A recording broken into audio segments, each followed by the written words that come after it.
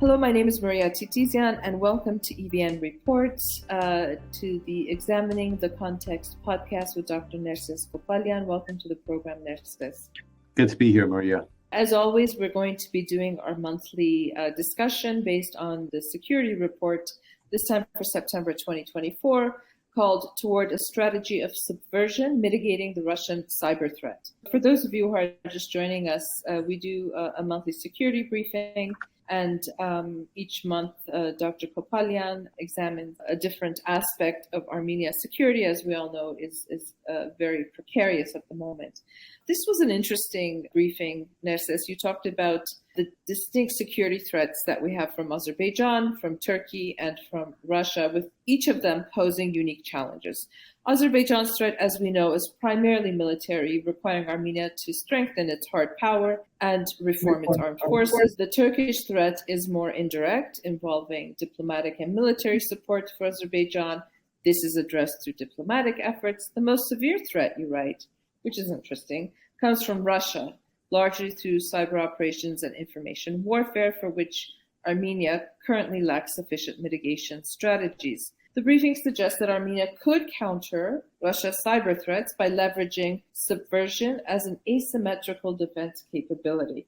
Before we get into the nuts and bolts, you write about the intelligence theory of subversion. Could you just give us the frameworks and then we can jump into the details? Of course. So, there's a lot of literature and work in the intelligence scholarship and research on subversion. Generally, the concept, which most people are familiar with, was in the field of physical operations, military operations, what we call kinetic operations. This is not what we're talking about, right? So we're talking about subversion being utilized to address cyber or hybrid threats against a smaller nation. And so how could a small state that has such a power asymmetry against a much powerful state utilize the theory or the concept of subversion as a strategic tool, not to sufficiently counter, but to mitigate the threat coming from the larger actor? So to be very honest here, right, Armenia cannot fully stop what the Russians or more powerful states want to do. That would be a dishonest assessment. But it can disproportionately mitigate and disrupt where the set objectives of the powerful actor are not achieved. And this is why subversion is such an important tool to have in your broader toolkit. But so at the fundamental level, we qualify subversion as an instrument of power, in our instance, in a non-military sense, for covert operations, right? And so what are the defining characteristics of subversion? Basically, they rely on what we call the secret exploitation of the vulnerabilities in the enemy system, and basically relying on these acts of subversion to either control, manipulate, and exploit the targeted system to produce detrimental outcomes against the adversary. So in this case, in Armenia's case, Armenia is not going to target, when we talk about systems, Russia's social, political, or institutional stuff. That's not what we're talking about. That's beyond Armenia's capabilities. When we're talking about using subversion to disrupt targeted systems, we're basically talking about Russia's system of cyber operations, right? So Armenia developing a theory or a strategy of subversion to specifically disrupt and mitigate the cyber threat that is coming from the system of operations that Russia utilizes. So in sort of a very nutshell way, this is how we're utilizing the concept. And of course, when it is utilized, right, it could mitigate and therefore weaken or diminish the capacity of this system to produce detrimental outcomes against Armenia. And that is the whole point of this model. Right. Over the years, Nerses, working as a journalist for now almost 20 years in Armenia, we oftentimes see Azerbaijani hackers hacking into Armenian government websites, attacks against sometimes media organizations. EVN Report has come under DDoS attack as well in the past. You're saying that Russia's cyber operations are much more sophisticated than Azerbaijan's. And right now, Azerbaijan doesn't seem to be, or at least we don't know that they are using cyber operations. But what specific vulnerabilities in Armenia's cyber infrastructure do you believe Russia is most likely to exploit? And how can Armenia develop a more robust cyber defense strategy? We know that a couple of weeks ago, U.S. Marine cyber experts conducted training with Armenia's Ministry of Defense's Cyber Defense Unit. So obviously there's a threat that we don't oftentimes see. Right. I will not speak on behalf of Armenia's government, but research shows that 90% of cyber attacks are never revealed. Right. This is not public information. What we know is that there have been continuous and persistent attacks from Russia on different levels, through different proxies, through different processes, with respect to their cyber operations. And we know for a fact that Azerbaijan continuously is carrying out these cyber and hybrid attacks against Armenia. But Azerbaijan's capabilities, or their ability to utilize their resources at an asymmetrical level, does not lie within the cyber domain. Meaning, Azerbaijan does not have a cyber superiority over Armenia. Their relative superiority and relative is in the realm of hard power. In this context, Armenia has sufficient counter-cyber capabilities to disrupt whatever attempt Azerbaijan makes. The Russian capacity, of course, is at a completely whole different level. The fact that Russia is able to utilize cyber operations against Western Europe, against the United States, Armenia remains extraordinarily vulnerable. So the scope and magnitude of Russian operations are at a whole different level. In this context, to answer your question, right, what kind of cyber operations does Russia carry out? These tend to be on few levels. Okay, the first is generally speaking, is what most know. Cyber attacks against existing infrastructure. Right. This is, could be the banking system, could be the health system, could be the water management system, things of that sort. So those types of attacks are purely specific to existing infrastructures that society relies on. And the objective of these is to basically disrupt or create some level of social confusion, instability, concerns, because when these things are disrupted, right, it diverts the government's ability to function, and therefore it creates social ills. And so creating a level of dysfunction in society through these cyber operations is one component of it. The next cyber operations are utilized to enhance hybrid attacks. And this is, for example, economic dislocation, economic problems, harming the economic system, creating enough instability that harms economic trade. So cyber operations aren't simply specific to hurting digital structures or networks or things of that sort. They can also be designed to harm economic exchanges. Now, sabotage is also a serious problem, right? A lot of Armenia's water systems, for example, air control systems, airport, that. So much of society relies so much on technology that a very large, massive Russian attack could create severe problems. And then another mechanism that Russia uses through its cyber attacks, which is also integrated with its hybrid operations, is election interference and social instability, right? So the mass activities that they do with misinformation on Facebook, on other social media outlets, so on and so forth, they are also part of cyber operations, right?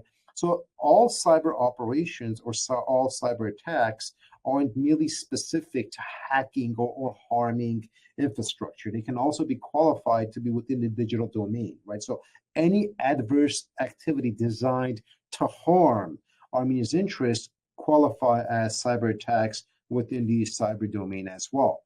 So these are kind of the operations that Russia carries out. Clearly, within the realm of election interference and misinformation, so on and so forth, Armenia has been quite successful in mitigating this threat because of not so much of what the government has been doing, although they have been attempting to mitigate this, but also because of the fact that Armenia has a very vibrant and healthy civil society, that Armenia's democratic culture isn't as easily tricked or confused into giving in to a lot of these misinformation campaigns, that there's a level, not sufficient, but there's some level of literacy in accessing material that does not make Armenian society as susceptible as otherwise it would have been, and thus falling into the trap of discord and instability by virtue of those operations. Fortunately, at this point, Russia hasn't carried out any severe sabotage operations. But of course, and this is where, to answer your question, the role of more advanced cybersecurity training or support comes from. You gave the example of the American military units that came to support Armenia's Ministry of Defense's cyber warfare unit. So that can be utilized to mitigate threats against military cyber defenses. But on all the other things specific to societal components, the sabotaging those could be a concern. And so Armenia's corporations, for example, banking systems, so on and so forth, right? All of those can also be vulnerable. And so the government, working with the private sector, can develop all of these layers of defense to mitigate those sabotage attacks. So overarchingly, right, we see that Armenia has a lot of vulnerabilities, and Russia could pretty much choose any of those vulnerabilities. But the secret here is to understand the systemic component. Would harming one vulnerability create a domino effect? And in that context, what's going to be the consequences for Armenia, right? So objective is to make sure that you're able to mitigate that domino effect. You're not going to be able to have such a powerful thing, protective umbrella, that it's impenetrable. That's not realistic, right? But whenever there are penetrations and harms, to be able to mitigate those when it happened and to disrupt that process so it does not produce a multiplying effect and thus harming much of the social structure. This is kind of what we're talking about. You also mentioned, however, that cyber operations tend to fall short of achieving their objectives, right? So it's not, a military advancing or doing a ground operation. Do you think that Armenia and Russia's cyber operations also fall short, obviously, even though, as you mentioned earlier, they have been successful in other areas? Do you think Armenia can capitalize on this weakness to further reduce the impact of future cyber attacks at all? Absolutely, right. This is the point of developing a systemic and sort of a methodology-driven strategy to mitigate it. First, you have to understand how Russia carries out its operations. This is why initially I noted, right, their system of cyber operations. Once you understand this system, then you could understand the successes and failures of this system, and therefore concentrate through counter-subversion methods to mitigate those attacks. So generally, as you noted, as I discussed in the report, a large body of research demonstrates that cyber operations in general, not just Russia's, but in general, tend to fall short of achieving their set objectives. It doesn't mean they don't cause disruption or harm. It just means that whatever the objectives of the given country were in carrying them out, all those objectives rarely are fully met with cyber operations. So cyber operations in the domain of success aren't always fully successful, but it doesn't mean they don't cause disruption. So that's one component of it. At the same time, as far as Armenia is concerned, while Russian operations, for example, in Ukraine might have been collectively unsuccessful, it doesn't mean that even if they have an unsuccessful operation in Armenia, the fallout or the harm would not be severe, right? So if Armenia, for example, Russia's objectives hypothetically is to achieve 5 goals in a cyber attack against Armenia, and they don't achieve all 5, they achieve only 3, you can say, yes, they fell short of achieving their 5 objectives. But the fact that those 3 could have still created quite a bit of harm for Armenia cannot be denied. So this isn't a success, failure, black and white qualifier, right? There's a lot of sort of space in that continuum of qualifying the degree of harm.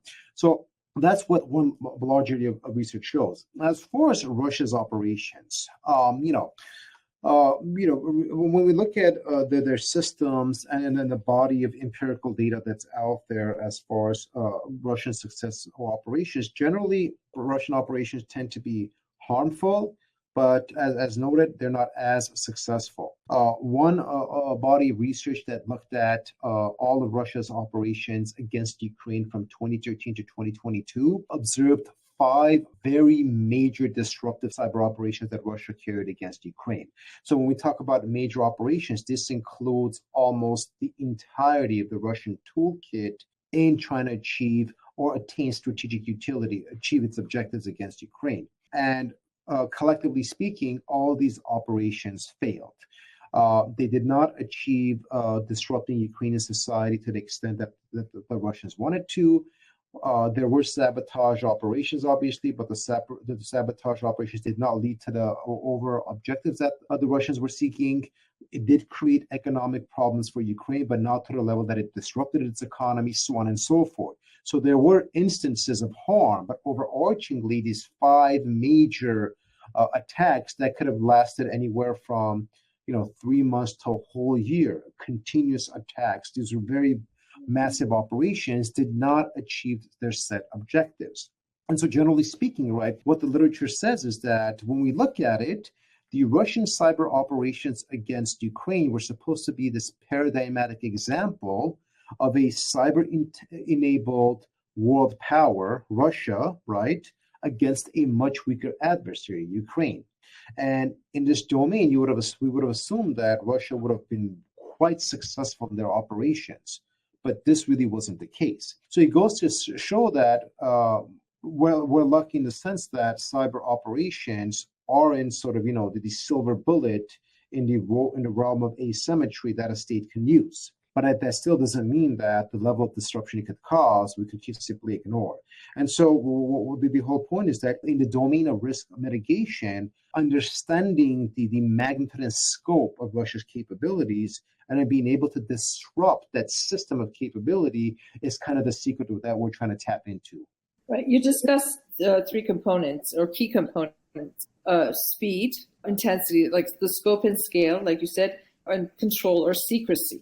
You say disrupting just one of these key components can lead to failure in Russian cyber operations. That section of the report was not very complex, but it was a little complicated. Could you just simplify that, please, for our listeners? So what we did is, in this part of the report, I basically provide an operationalizable case study, right? When we said, okay, we can have all these theoretical arguments, but, what will a Russian system of operations look like? Okay, and here's one example, practical example, concrete example of how we can develop a strategy of subversion if we study that Russian system, find its vulnerabilities, and then target those vulnerabilities, right? So this is an empirical case study of what that looks like. What the large body of research on Russian operations has produced, and what our mitigation modeling produced, is the fact that Russia relies on 3 fundamental variables that determine and shape their operational effectiveness. And these are, as you noted, operational speed, the intensity or scope and scale of that operation, and of course, secrecy. But secrecy in the sense that allowing them to control and manipulate the system that they are targeting, but doing so in a secret way. Because once the secret is revealed, right, their ability to control becomes limited. So what our deep assessment and study of the Russian system has exposed is as followed. The 3 effectiveness variables of Russia's cyber operations tend to be and are interconnected. Because of this interconnection, they are negatively correlated. What this means is that a gain in one variable produces losses across the 2 other variables, right? So for example, higher operational speed, right, is one variable. But the higher their operational speed, right, the less intensity and control they have over their operations. Because if they're going to do things very fast, it's going to be much easier to expose this operation. Therefore, it denies secrecy. So success of one variable, speed, negatively influences and diminishes the other variables, okay?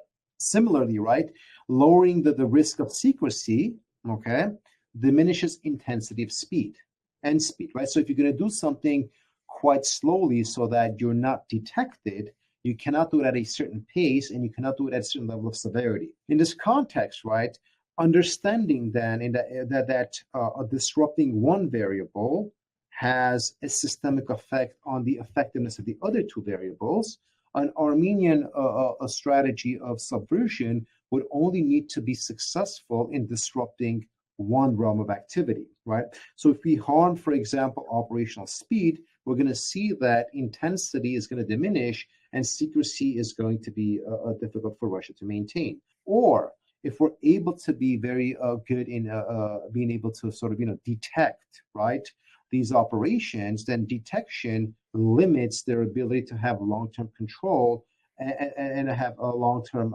ability to maintain the operation, which of course harms intensity and severity. So the point here is that the assumption that Armenia has to have these sort of, superhuman capability to match Russia, toe to toe, resource to resource, step by step, is unrealistic. That's not how these things work, right? You are not attempting to engage in any way a toe to toe combat with the Russians in the cyber realm. That's not what we're doing. All we're doing is trying to find vulnerabilities in their system of operations so that within that, when we disrupt one effectiveness variable, it harms the other, and that this allows Armenia to mitigate the severity of the attack, not fully stop it, right, but to mitigate it. This is why we use the term risk mitigation when applying the strategy of subversion. It's very clear that the security threats are multifaceted, coming from different actors in the region.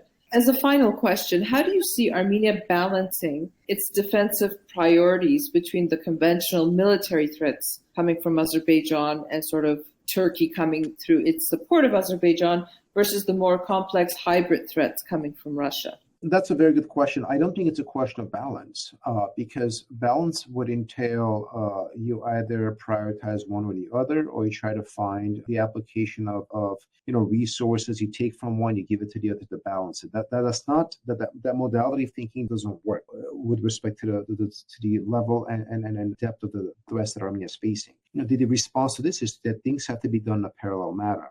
Whereas Armenia is developing its hard power capabilities, at the same time it needs to be developing its cyber defense capabilities and its subversion capabilities or counter-subversion capabilities. This is why, and obviously EVN, our report was one of the first to introduce this concept and develop it. This is why we're all talking about Armenia's new security architecture revolving around comprehensive security. Right? Because what comprehensive security approach does is that while one component of the state institutions are developing the hard power capabilities, the other components of the state institutions are working on the other domains. In this context, it's not about balance, but rather integration, right? Integrating your hard power defensive capabilities with your cyber defensive capabilities. So it's not accidental that, to come to your example, it's not accidental that the U.S. Marines cyber defense trainers were actually training MOD cyber warfare units, right? They weren't, for example, training operatives in the Ministry of High Tech, or training, there's a cybersecurity people in the central bank or whatever, right? What this says is that all of these various domains have a cyber component, just like all the other various domains have their own threat components. The secret here is integration, right? Integrating capabilities so you could have a well-developed, comprehensive resiliency model. So to answer your question, just because Armenia is buying $2-3 billion in hard power capabilities doesn't mean that slows down Armenia's ability to develop its cyber defense capabilities. So it's not so much of an issue of balance. It's a question of having a comprehensive parallel process where both defensive structures are being developed and then integrated. As always, Nerses, thank you for this very interesting conversation. And just as a reminder to our listeners, this was the security briefing for September 2024 called Toward a Strategy of Subversion, Mitigating the Russian Cyber Threat. You can find that on our website. And I guess we will be talking again next month, Nerses. So thank you once again. Looking forward to it, Maria. Thank you.